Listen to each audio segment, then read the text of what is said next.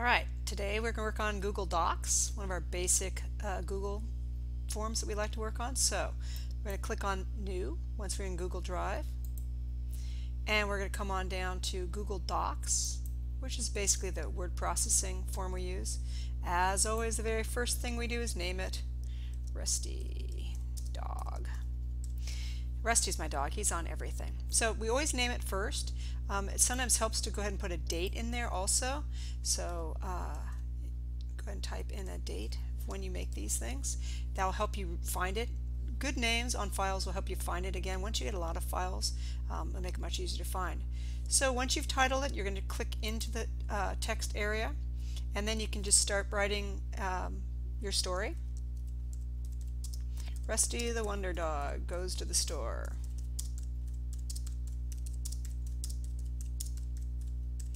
So it's a basic word processing form. You've got all your basic things up here.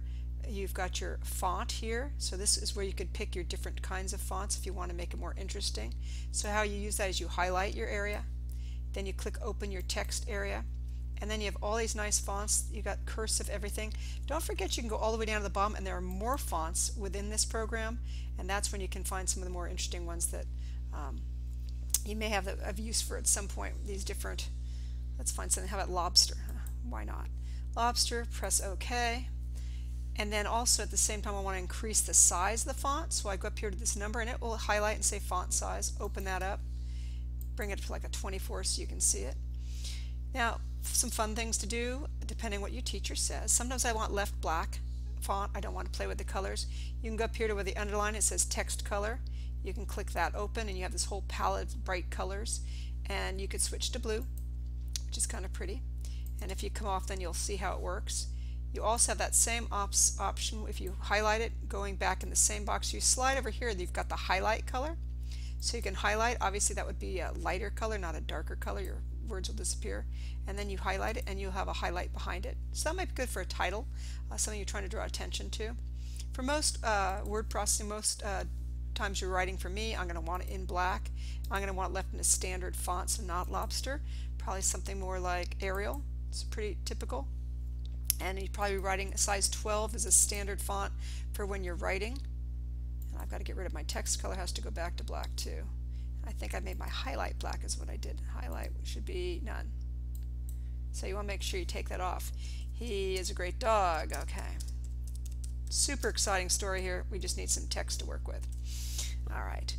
Things also to notice, you've got your basic, you've got your boldness, which will make your font much bigger. You've got your italicize, which I can use on this here, which is more standard.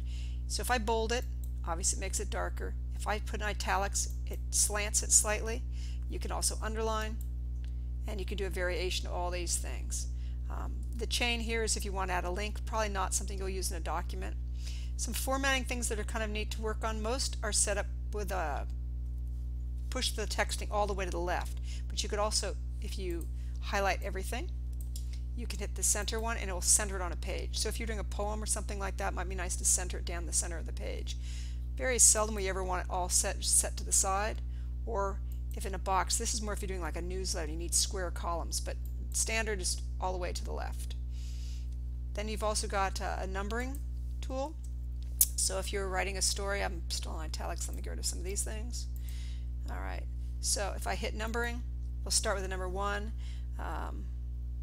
Corgi, and if I hit enter again, I'll say lab, these are kinds of dogs, and a collie. So if you want to make bullet points with numbers, you can do that. You can also make bullet points, which are changes those to bullets, and you have this tab here. If you open it down, you have different kinds of bullets. You can get little boxes if you want to make a check box, like people are going to check things off, or this one has stars, all sorts of variations, just if you want to make yours a little different. Diamonds, arrows, things like that. For right now, those are probably the main tools you're going to want to work with. Up here we have insert, which is where we can always insert. Let me come down a space. If you want to get rid of that, once you've started bullet points, if I backspace, that will go away. Then you can also insert images, and that's where you could do your search and find pictures of something that you wanted for your project. Just type in the search, type in Corgi dog, and your corgis will come up. We'll use the little puppy this time. Select, and that should drop it in. It's going to be giant when it comes in. Don't panic. Remember, we always click until you see the blue boxes. You always want to grab the diagonal one. Don't grab the top or the side. That will change the size, and you don't have to put a long skinny dog. If you bring it down on the diagonal, it'll bring it down much smaller, and you can make it a little smaller again, and that will leave it, and we'll leave it at that. So that's how we insert a image. This links, you could make a drawing on another page. A lot of this other stuff is pretty fancy for right now. We're going to keep pretty simple things for right now. And in Google Docs, you don't need to save it. Files are always saved, which is kind of nice. And the magic button, which I always like to teach people first, is this undo button. That's where if you make a mistake, so if I'm going to type some things in and then I don't like it, if you go back to this undo button, it will undo the last thing, but you can keep going and it will get rid of the last several steps you've done. So that's always a nice thing. And of course your last option is to print, but in this day and age we want to save as many trees as we can, so let's not print unless we have to. Hope you enjoyed.